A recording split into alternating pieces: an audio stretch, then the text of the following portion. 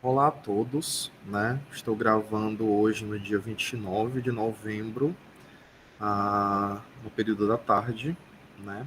O seminário da disciplina de Pedagogia de Paulo Freire e Educação Física, sobre os saberes. Então, eu que estou apresentando no momento sou o Francisco Fernando, apresento juntamente, né, as referências do meu amigo que me ajudou durante todas as atividades, o Luciano Pereira, certo? Sobre os saberes de Paulo Freire. Então, iniciando a apresentação, esses saberes foram tirados do livro Pedagogia da Autonomia, saberes necessários à prática educativa, que foi o último livro de Paulo Freire, em 1996. O autor, ele tem uma vasta obra na área da educação, de forma ampla. Durante a disciplina, além do Pedagogia da Autonomia, a gente trabalhou também o Pedagogia do Oprimido. Paulo Freire foi professor de diversas universidades brasileiras e estrangeiras, além de ter sido outorgado honoris causa em 27 universidades do Brasil e internacionais. Ele também foi secretário de Educação da cidade de São Paulo.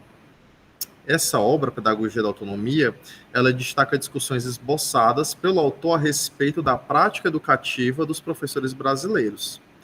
Mesmo que abordados de maneira geral pelo autor, ele defende a possibilidade de aplicação e reflexão dessas ideias na educação física, uma vez também que a gente faz parte desse ambiente escolar, ok? Então, os saberes necessários que foram referendados para mim e para o Luciano foi do capítulo 1, ensinar exige criticidade. Inclusive, esse saber é o saber utilizado na nossa aula, a aula planejada pela gente, que vai ser explicada após os saberes. Depois, do capítulo 1, ensinar exige estética e ética. Do 2, exige bom senso e ensinar exige humildade. Tolerância e luta em defesa dos direitos dos educandos. Do capítulo 3, ensinar exige liberdade e autoridade. Ensinar exige tomada consciente de decisões. Com relação ao ponto, ensinar exige criticidade. O saber, feito de pura experiência e o resultante dos procedimentos metodicamente rigorosos, não há uma ruptura, mas uma superação que se dá à medida em que a curiosidade ingênua, associada ao saber do senso comum, vai sendo substituída pela curiosidade epistemológica que se rigoriza metodicamente. Então, seria a questão de superar a curiosidade inicial, o senso comum, aperfeiçoando essas informações através da curiosidade científica, né? Você evoluir essa curiosidade com a curiosidade científica. Propor reflexões aos sujeitos envolvidos nessa construção de conhecimentos.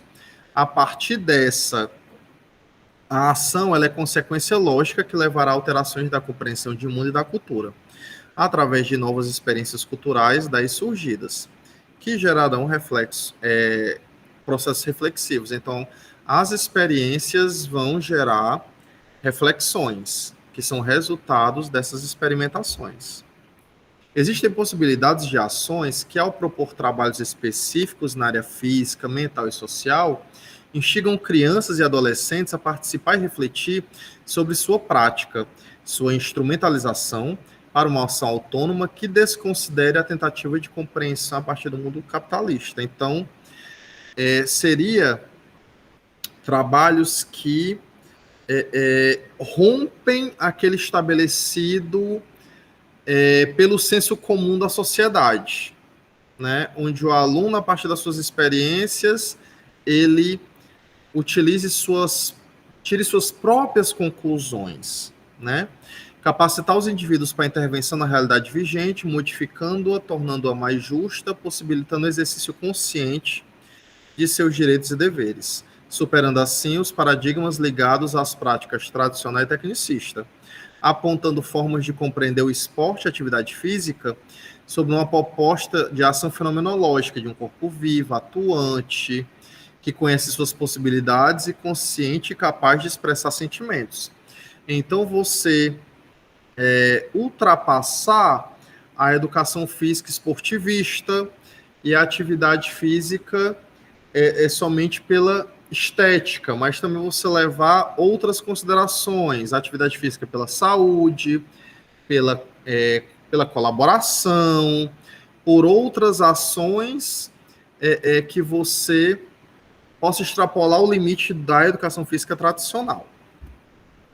Ensinar exige estética e ética. Então, nós somos seres históricos sociais, capazes de comparar, valorizar, intervir, escolher, decidir, romper, e por isso nós fizemos seres éticos. Né? A gente estabelece limites, regras, valores. Só somos porque estamos sendo. Transformar a experiência educativa em puro treinamento técnico é amesquinhar o que há de fundamentalmente humano no exercício educativo, que é o caráter formador, né? Que não é só a prática pela prática, a ação pela ação, mas o que eu quero com essa ação, o que eu quero com essa prática. Se respeita a natureza do ser humano. O ensino dos conteúdos não se pode ser alheio à formação moral do educando. Então, tem que considerar esses valores que o educando traz. Divinizar ou diabolizar a tecnologia ou a ciência é uma forma altamente negativa e perigosa de pensar errado. Então, isso leva até uma reflexão dos dias de hoje, né? A caça às bruxas, aos professores, as expressões que vão contra o governo, as posições políticas e ideológicas, né, vigentes. Então, até dentro da aula de educação física, você pode propor debates que estão relacionados, que vão além disso, né? E sem contrariar, sem desrespeitar os valores que os educandos trazem para dentro do espaço escolar. Então, pensar certo demanda profundidade na compreensão e interpretação dos fatos. Não é possível mudar e fazer de conta que não mudou, tendo coerência entre o pensar certo e o agir certo.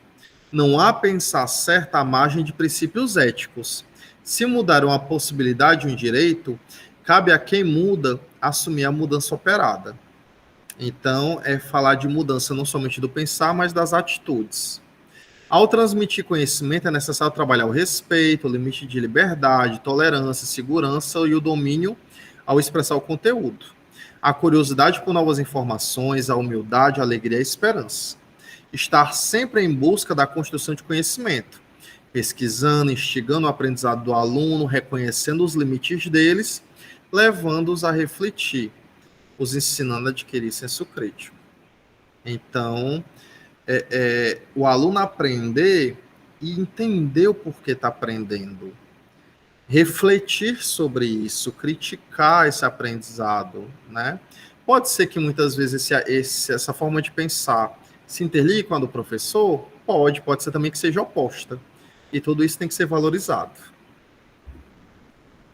Ensinar exige bom senso. Quanto mais pomos em prática de forma metódica a nossa capacidade de indagar, de aferir, de duvidar, tanto mais crítico se faz o nosso bom senso. Esse exercício vai superando o que há de instintivo na avaliação que fazemos de fatos e acontecimentos. O bom senso tem papel importante na nossa tomada de posição em face do que devemos ou não fazer. E a ele não pode faltar a ética. Então, além de bom senso, a gente não pode extrapolar, né, nem subtrair os valores do aluno, a gente não pode ser autoritário, né? A delimitação dos conteúdos nesse sentido não só nos direciona, mas nos faz enxergar diversas possibilidades de como abordá-lo. Coloca-nos no lugar de sujeito, que agora devem pensar o ensino e seus impactos. Então, não só o ensinar, mas as consequências desse ensino, né? Como eu vou conduzir esse ensino? Seja para alcançar o objetivo que o professor propõe, ou obter um resultado diferente, né? E em cima desse diferente, gerar uma reflexão para novas aulas, novas oportunidades de trabalhar isso. A educação física deve executar uma construção coletiva e que, para além da construção, torna sua intervenção no mundo e com o mundo, né? Intervir no mundo, que seria esse mundo, o nosso mundo geral, o contexto do educando, e contribuir junto com ele, intervir junto com ele. Permitir a construção de possibilidades criativas para a utilização dessas pluralidades. Permitir sempre a participação do aluno, escutar, agregar essas contribuições, refletir também sobre como os fatores sociais influenciam nas práticas educativas e como os educandos e seus comportamentos diante da disciplina podem contribuir ou não com o êxito da aprendizagem. Ok? Ensinar exige humildade, tolerância e luta em defesa dos direitos dos educadores. Então, a luta dos professores em defesa dos seus direitos e dignidade deve ser entendida como um momento importante de sua prática docente, enquanto prática ética. Em consequência do desprezo que é relegado à prática pedagógica, o professor não pode desgostar do que faz sob pena de não fazê-lo bem. Então, o que seria isso? Seria o professor, não vou dizer ter boa vontade, mas ele sempre ter aquela gana de querer entregar o melhor, né? Não porque ele não vá lutar pelos direitos dele, mas quando ele entrar em sala, ele entregar o melhor que ele puder, extrair o melhor dos seus estudantes, extrair o melhor daquela aula, né? Necessitamos cultivar a humildade e a tolerância a fim de manter o respeito do professor educando. Então, cultivar essa humildade seria o de não, às vezes, por questões salariais, por questões estruturais, ele não depreciar a função dele, não depreciar a escola, não depreciar a educação, no seu sentido mais amplo, para não fazer com que o aluno também gere esse sentimento de desvalorização. É na competência de profissionais idôneos que se organizam politicamente a maior força dos educadores. É preciso priorizar o empenho de formação permanente dos quadros do magistério, como tarefa altamente política, e repensar a eficácia das greves. Não é parar de lutar, mas reinventar a forma histórica de lutar. Então, no momento que eu trabalho valores, consciências com o meu aluno, eu estou também ajudando a transformar aquela sociedade, né? Dando um papel diferente à luta.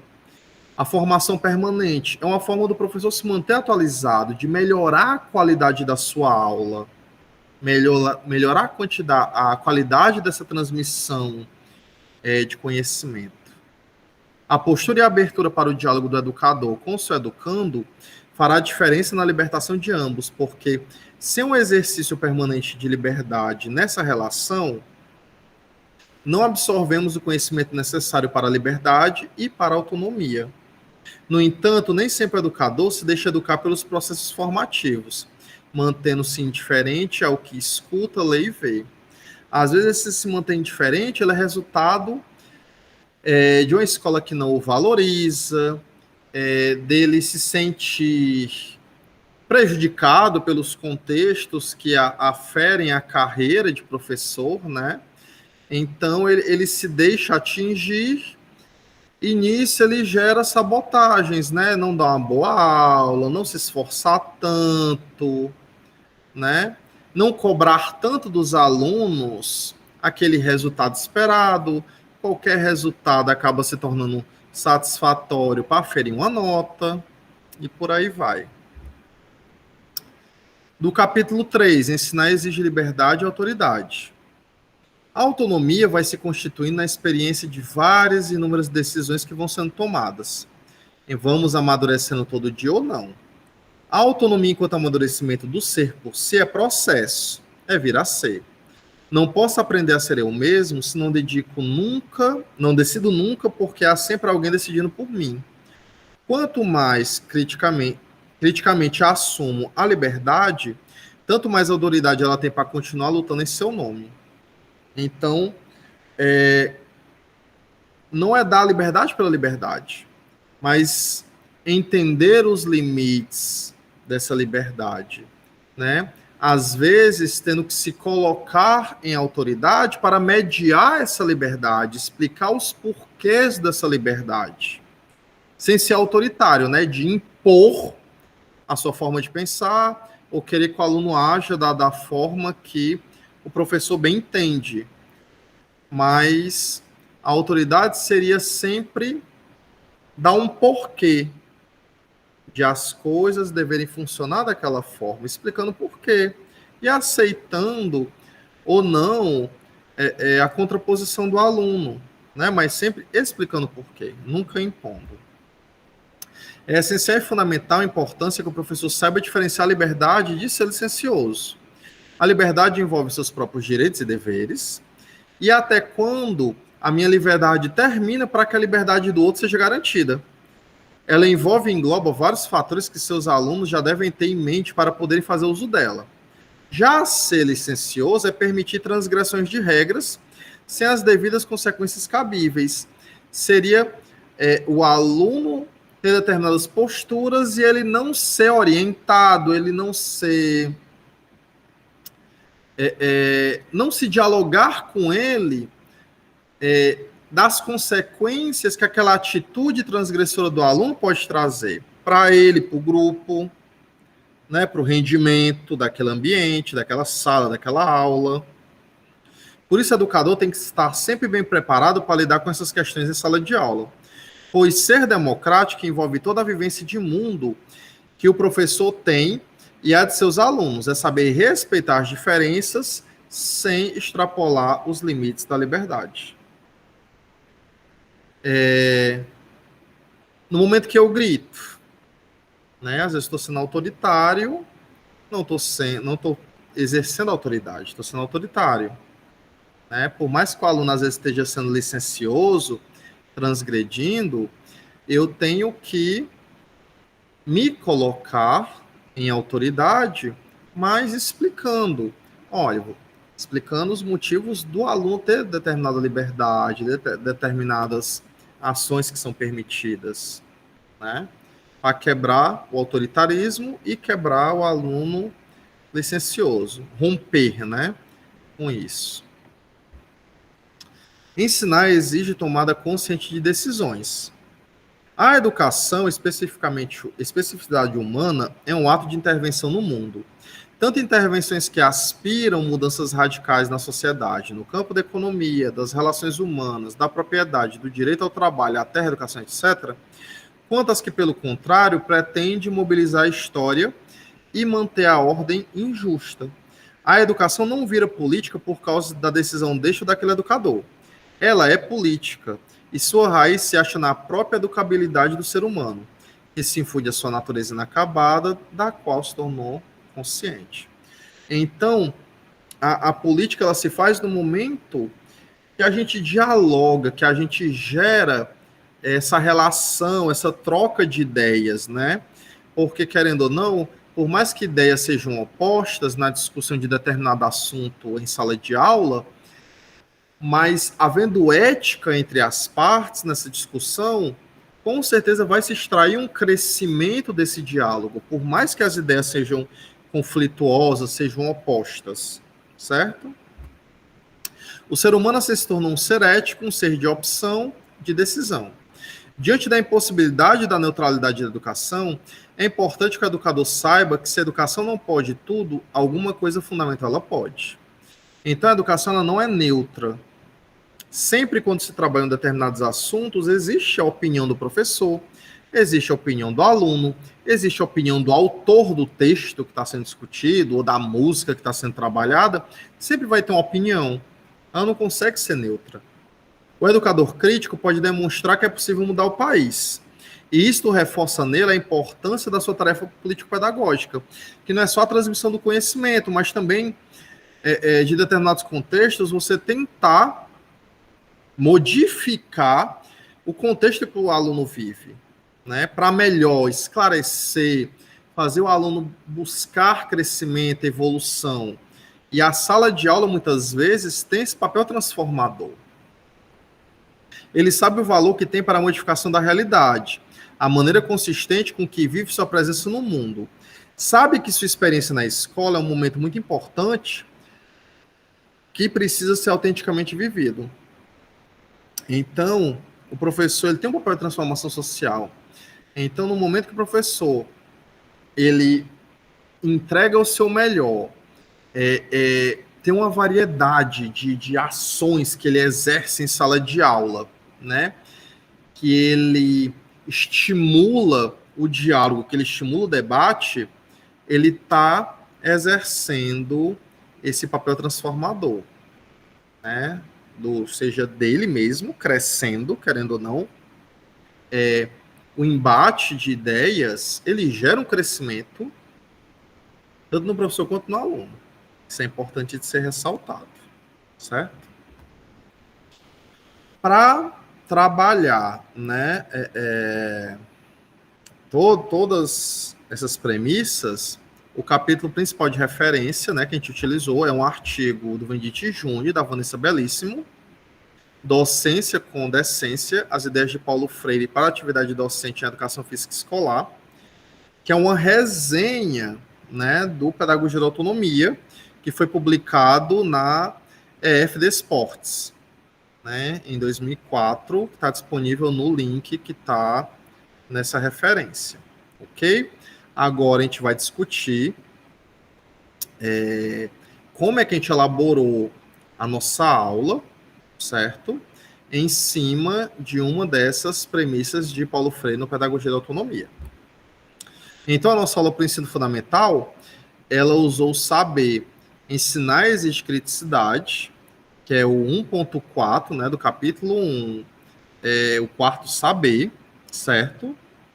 Um tema da aula lutas, que tem sob proposta, tem a proposta da ação fenomenológica de um corpo vivo, atuante, que conhece suas possibilidades, que é consciente e capaz de expressar sentimentos. Então, a gente vai usar as lutas para trabalhar essa criticidade. Quais são as habilidades que a gente vai utilizar?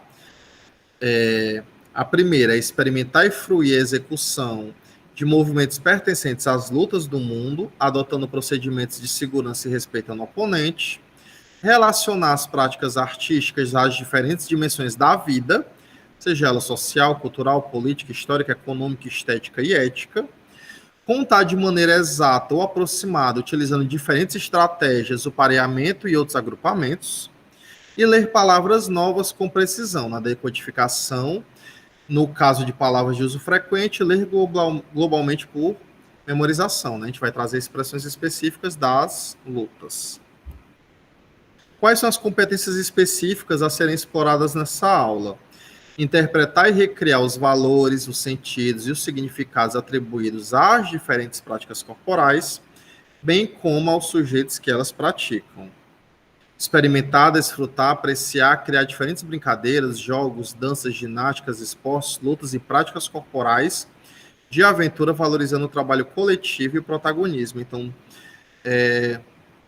a maioria basicamente todas as atividades práticas dessa aula, elas são realizadas pelo menos em duplas. Então, ter esse protagonismo, ter esse trabalho de coletividade, essa aprendizagem mútua, certo? E na parte teórica e na experiência prática também, trabalhar os valores, o que o aluno traz de bagagem referente às lutas. Os objetivos da aula: conhecer as lutas, realizar movimentos básicos das lutas e conhecer elementos, né, como golpes, nomenclaturas e por aí vai, né, elementos básicos e técnicas das lutas. Identificar partes do corpo, também trabalhar um pouco de identificação corporal através dos movimentos, dos golpes. Compreender, trabalhar também questões de lateralidade, compreender o respeito nas lutas e diferenciar a luta de briga, isso é muito importante, porque a gente sabe que existe um preconceito ainda muito grande com relação a algumas modalidades de luta, porque são taxadas de excessivamente violentas ou vinculadas a um público violento, né? E desenvolveu análise crítica no contexto das aulas. Então, sempre vai estar debatendo determinadas questões que estão acontecendo, a gente vai debater. Os recursos, a gente vai trabalhar com muita imagem, fotos, ilustrações, para diferenciar a luta de briga, né? Bolas de borracha para as dinâmicas, cordas, várias cordas, giz, pregadores, bexigas, fios de barbante ou bambolê para delimitar os espaços, né, das ações para evitar choque entre os estudantes, e computadores com acesso à internet para fazer pesquisas breves, né, dos alunos. Isso vai ser uma ação mais de atividade de casa, como se fosse uma atividade para o aluno pré-conceber, né? Já o aluno pegar a ideia dele em casa e fazer uma ponte para ver se enriquece um pouco o debate antes da aula. O aluno tem aquele conhecimento prévio, estuda um pouquinho, busca informações para ver se a percepção dele muda, né, na aula, quando a gente for fazer aquele brainstorming, aquela identificação, aquela diferenciação entre briga e luta, saber se já tem algum acúmulo de bagagem novo, ou se ainda permanece aquele conhecimento que o aluno já tinha. E para os alunos que a gente sabe que não tem acesso, a gente fornece um material geral, né, para esses alunos dar uma lida em casa e poder também ter essa oportunidade. A metodologia, inicialmente uma pesquisa pela internet em casa, onde os alunos vão pesquisar sobre os diversos tipos de luta existentes e assistir vídeos sobre a temática e trazer algumas ilustrações impressas, né? Do que ele consideraria briga, o que ele consideraria luta. Aula prática, conversar com os alunos, né? Isso seria o primeiro momento em sala de aula, conversar com eles sobre o que eles entendem sobre luta e briga, para eles elencarem o que há de diferente entre uma e outra, apresentar fotos e os desenhos das lutas e brigas que eles trouxeram, e também que o professor vai trazer, para que eles apontem as características de cada uma. Provocar os estudantes com algumas perguntas, como socos e chutes, também são específicos de alguma técnica de luta, para ver se eles já têm algum conhecimento sobre alguma modalidade, ou se eles pesquisaram sobre alguma modalidade. A aula vai ter 5 vivências. 4 delas a gente pode fazer para todas as faixas etárias do ensino fundamental, desde o Fundamental 1 até o Fundamental 2, né, do primeiro ao nono.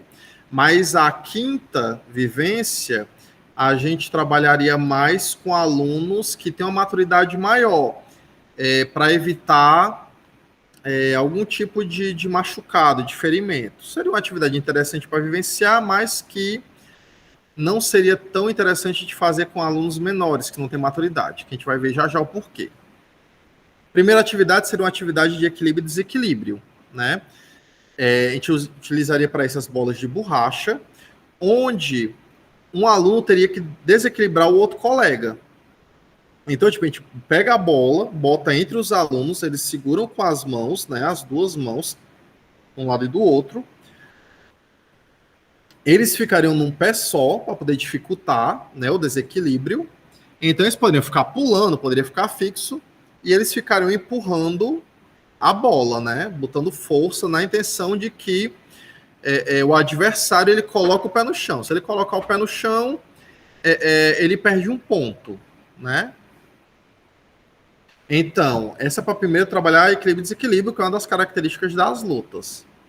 A segunda seria para trabalhar rapidez, agilidade e atenção, que seria acertar com rapidez uma parte do corpo do oponente, que por sua vez tenta se defender. Então, seria basicamente a bexiga. A gente não diria para os alunos bater com a mão, mas com a bexiga. Então, tentar acertar a cabeça, o tronco, as pernas. E o aluno, eles se alternariam, claro, entre um tentando acertar, o outro defender. E depois a gente poderia fazer os dois ao mesmo tempo com as bexigas, tentando ver a simultaneidade, né, de atacar e defender ao mesmo tempo. E explicar que algumas modalidades existem golpes, ações que fazem isso ao mesmo tempo. Outro seria conquista de objetos e territórios, né? que seria a simulação em algumas modalidades de artes marciais do pega-fita, né, que é uma atividade que tem muito no karatê para crianças iniciantes, que você bota um colete com várias fitas que as outras crianças têm que tirar, né? Quem tirar todas as fitas primeiro ganha. Então, a gente faria com pregadores, botaria os pregadores na blusa, na calça, em partes do corpo do aluno. Então, quem tirasse os pregadores do adversário primeiro, ele ganharia. E a função do outro seria esquivar. Então, seria uma atividade um pouco mais avançada do que a segunda da bexiga, né? De acertar e defender ao mesmo tempo. Com a bexiga é leve, né? Você às vezes consegue defender mais rápido. Como é o pregador, você tem que tirar, então já precisa de um pouco mais de agilidade, de atenção, né? Então, e você amplia, não só para golpear, mas para tirar. Então você precisa de alcançar um objetivo mais específico. O combate, né, seria o combate com barbantes realizado em duplas. Cada aluno ganha um pedaço de barbante e prende um na ponta da cintura. O objetivo é roubar o fio do adversário usando apenas uma mão. O outro braço deve ficar para trás. É como se fosse a atividade anterior, a gente pegar a atividade 2, 3 e 4, é como se fosse evolutiva. Né? Elas vão evoluindo, vão amadurecendo, vão aumentando o nível de dificuldade. Então, você tem um fio que pode... A gente sempre pode pregar assim no cós da calça, né? Ou fazer um laço leve no cós da calça, em alguma parte da calça, onde eles colocariam a mão para trás e ficariam com a mão mais habilidosa para tentar tirar. E depois a gente inverter e tentar fazer com que o aluno ele utilize a mão menos habilidosa para fazer a mesma ação, certo? A quinta, a gente trabalharia imobilização. Como a gente sabe que nem toda escola tem colchonete, tatame, a gente tentaria fazer com alunos maiores, mais maduros, né? Porque o objetivo é desequilibrar o oponente utilizando os braços e as mãos, né? Como faz o jiu-jitsu, o judô. E segurá-lo sentado no chão durante 5 segundos. Caso ele consiga se livrar antes, o confronto continua. Então,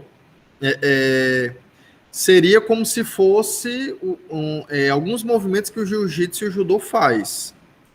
Como eles vão estar no chão, o risco de queda é menor.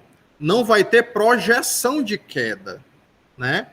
Mas a ideia é desestabilizar o aluno do local dele. Então, tipo, ele está de joelhos, tem que botar ele sentado durante 5 segundos. Tipo, a gente pode fazer de várias formas. A gente pode fazer em pé, seria em pé, né? O ideal, com tatame, com colchonete. Mas senão a gente pode fazer eles de joelhos, onde eles têm que ficar mexendo o adversário até colocá-lo sentado no chão. O wrestling também faz isso, né? De mobilizar. No caso, seria por 5 segundos. Deixar ele sentado com o bumbum no chão por 5 segundos. Se ele se livrar antes de 5 segundos, a gente continua o confronto. Até para poder dar uma maior segurança para o professor, a gente poderia evitar fazer essa ação de forma simultânea. A gente faria, tipo, 2 duplas, 3 duplas por vez, onde todos possam observar, né? E até também ter o protagonismo de controlar o tempo, ver se realmente o outro está no chão, contar os 5 segundos, apontar o vencedor, né? A gente pode dar esse protagonismo para os demais estudantes.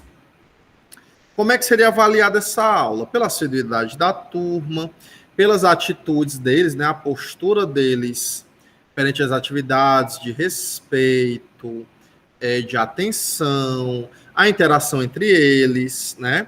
O conhecimento declarativo, que são aqueles que eles trazem e o que eles aprenderam, e a capacidade crítica acerca do assunto, os valores que eles trouxeram e que se transformaram a partir desse novo conhecimento. Ok? Então, seria isso a nossa aula, né? Eu e o Luciano A gente agradece muito a atenção de todos, a atenção da professora Eleni. Muito obrigado.